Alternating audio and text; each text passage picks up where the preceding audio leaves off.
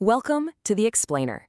Today, we're taking a really deep dive into the absolute mechanics of suspense.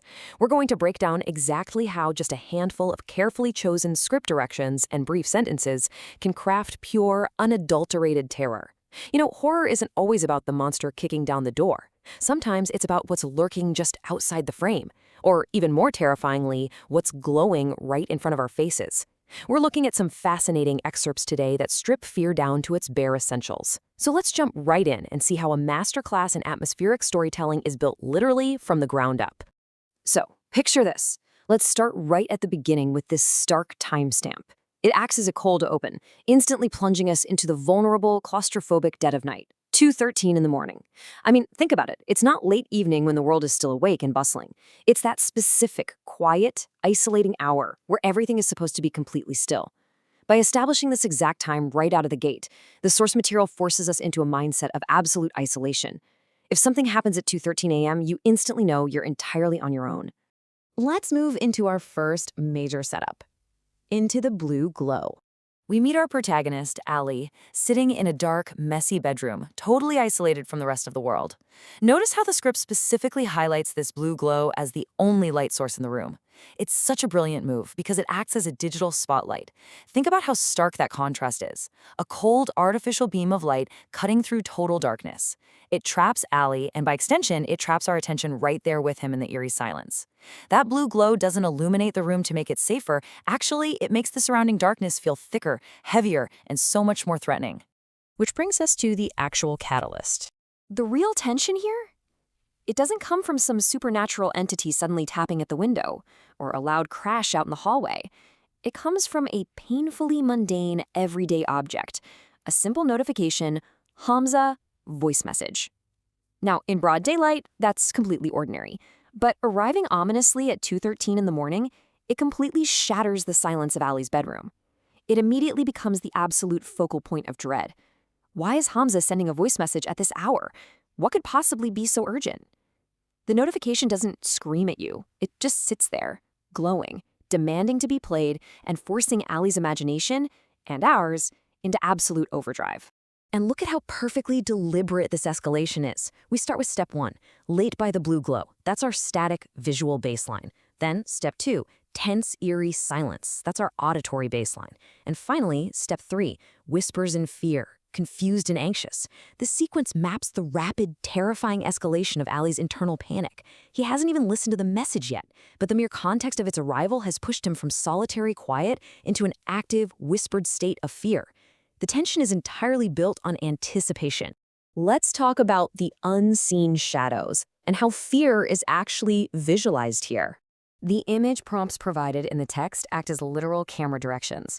We start wide with the dark, messy bedroom, and then we punch in tight to a close-up of a shocked face. By explicitly highlighting the screen reflecting in Ollie's eyes, the script literally forces us to adopt his terrified perspective.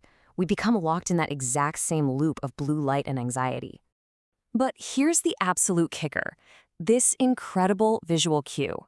Subtle shadow distortion, hinting at something unseen. The brilliance of this detail is how it turns the messy room into a weapon against him.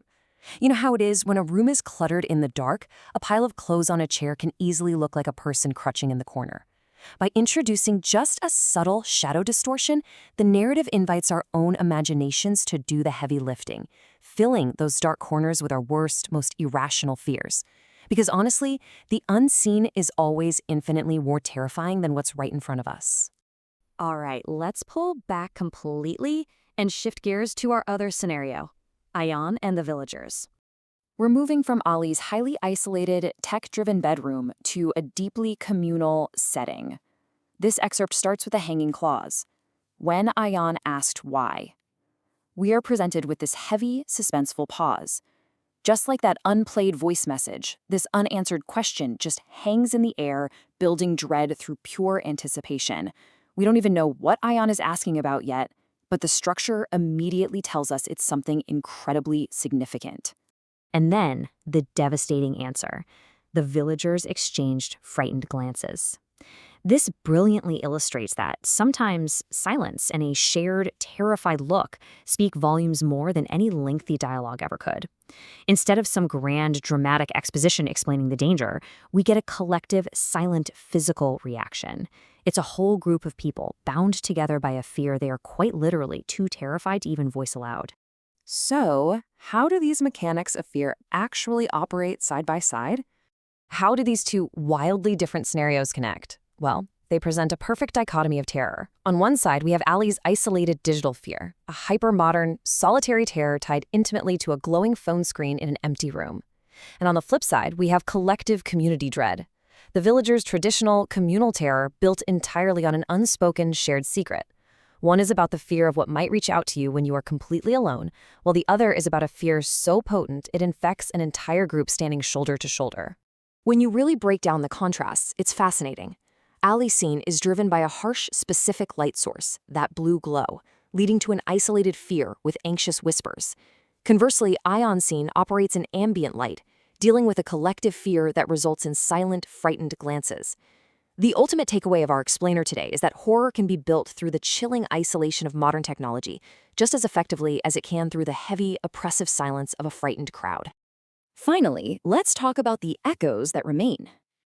To wrap everything up, these focused excerpts show us a really vital lesson. True suspense doesn't always need a visible threat. It thrives in distorted shadows, cold blue light, and the heavy weight of things left unsaid. Which brings us to a final, slightly unsettling thought to chew on. What lies hidden in the distorted shadows of our own digital isolation? And what shared secrets are we, collectively, too terrified to speak aloud? I'll leave you with that question to ponder, especially the next time your phone unexpectedly lights up a dark, silent room at 2:13 in the morning. Thanks for joining me for this explainer, and keep questioning the shadows.